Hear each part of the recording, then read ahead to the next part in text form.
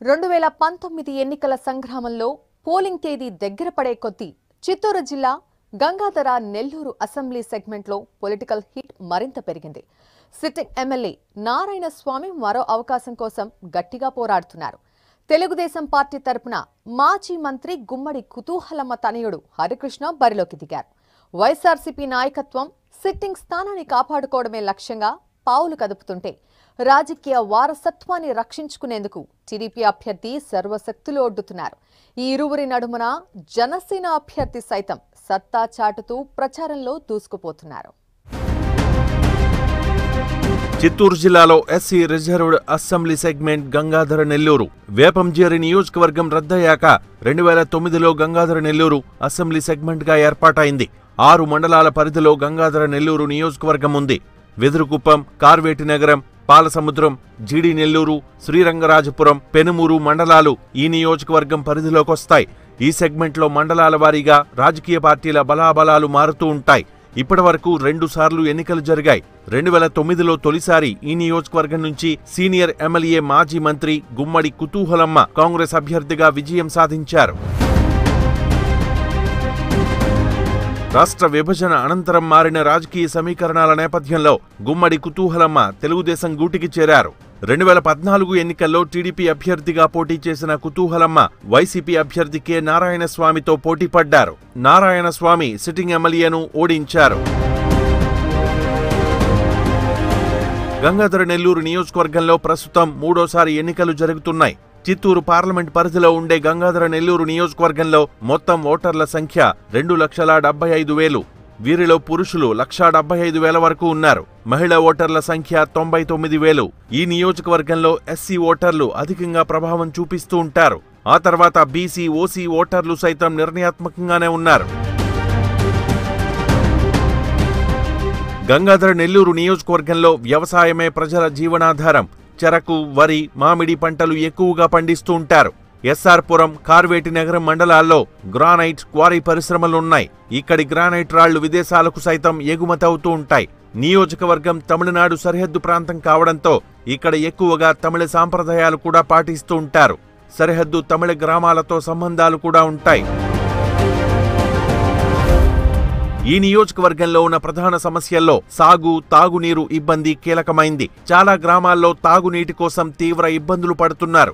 కార్వేటి నగరం సమీపంలోని కృష్ణాపురం ప్రాజెక్ట్ ఈ నియోజకవర్గ పరిధిలో ఉన్న ఫలితం మాత్రం లేదు. ప్రాజెక్టు తమిళనాడు సరిహద్దుల్లో ఉండడంతో నీటిని తమిళనాడుకు తరలిస్తున్నారు. ఈ ప్రాంతానికి నీరు అందుబాటులోకి వచ్చేలా చెక్ డ్యాములు గాని, చెరువులు నింపే ఏర్పాట్లు గాని లేవు. కళ్ల ముందే నీరున్నప్పటికీ కూడా సాగు, తాగునీటి కష్టాలు షరామామూలే.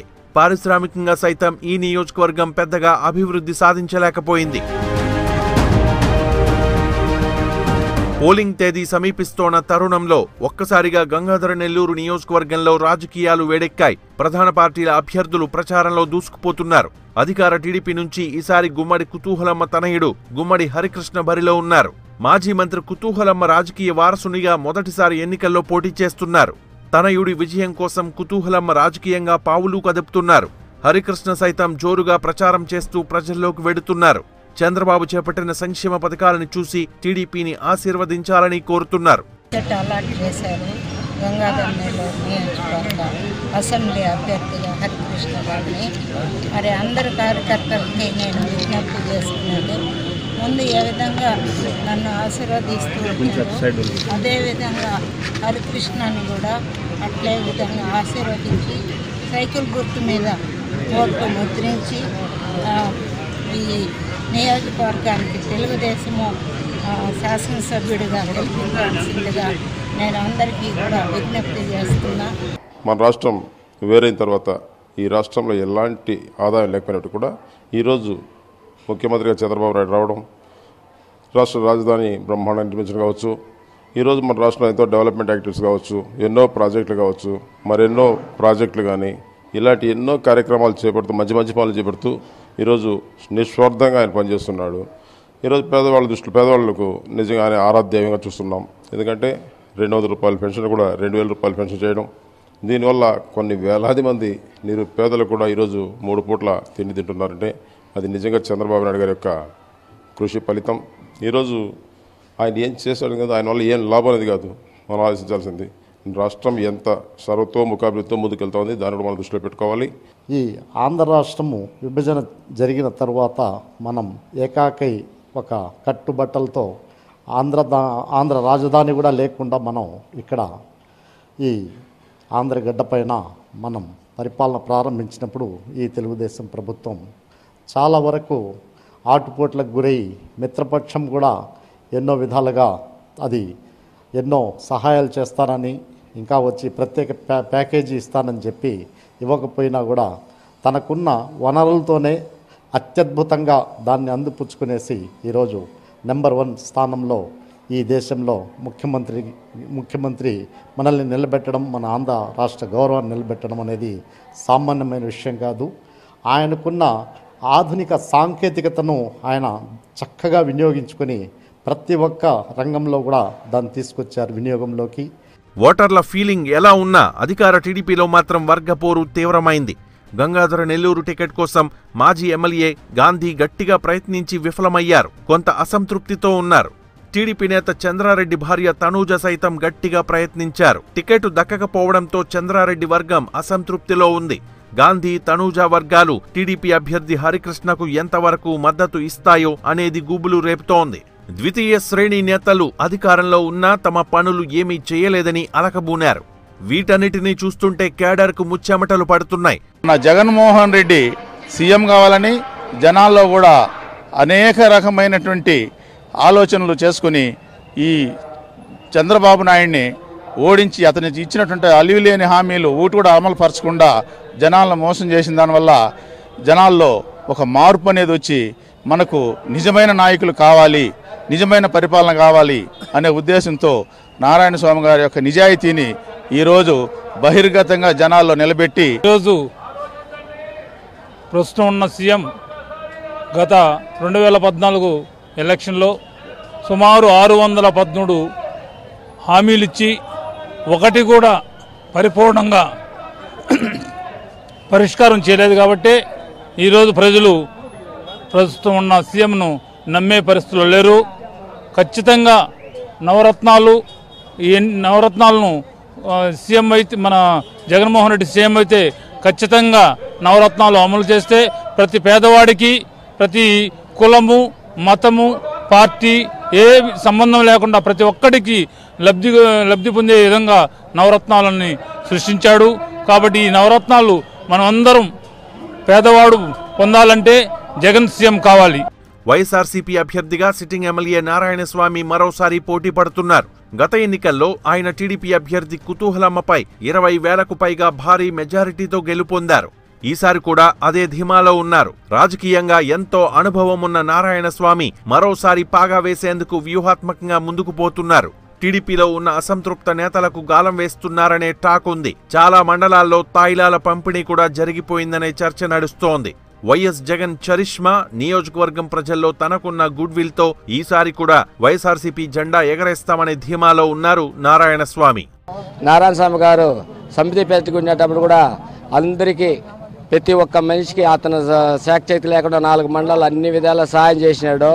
ఇప్పుడు కూడా అతనంటే ఒక పందన ఉంది. అతను అందరినీ కలుపుకొని పోయే మనస్తత్వం ఉంది. ఏ జాతి ఆ జాతి అనుకోకుండా ప్రతి ఒక్క జాతిని మనం ముందుకు తేవాలి. ప్రతి ఒక్కడు మన తర్వాత ఒక గుర్తింపుగా అందరినీ సేకరించి ఈ మన రుణం గంగానల్లి నియోజకవర్గం రుణం తీర్చుకోవాలా అనే ఆలోచన అతనికి ఉంది. ఆలోచన ప్రకారం అతను ఈసారి అందరూ పొందించి గెలిపిస్తే అతని మనస్తత్వం 30 ఏళ్ళుగా మాకు తెలుసు. అతను సంఘం నుంచి సమితి ప్రెసిడెంట్ అయినాడు, మళ్ళీ ఎమ్మెల్యే అయినాడు, మళ్ళీ ఇప్పుడు కూడా జనాలతో అందరితో కలుపుకొని అందరితో దూసుకొని పోతాడు. ఈ తాడు మంత్రి అవుతాడు.